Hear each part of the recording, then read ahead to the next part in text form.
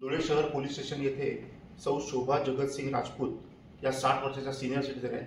यांनी एक गुन्हा दाखल केला होता की ते पुण्यापासून धुळ्यापर्यंत संगीतम ट्रॅव्हल्स या स्लीपर कोचमधून धुळ्याला येत होता. त्या अनुषंगाने एकदा मध्ये गाडी खाण्यासाठी थांबली असता त्यांची सोन्याची मंगलपोत, सोन्याचा राणीहार, सोन्याच्या अंगठ्या आणि कानातील सोन्याची कर्णफुले इतका जवळजवळ 2 लाखाच्या वरचा माल हा संबंधित एका चोरट्याने पकडला होता.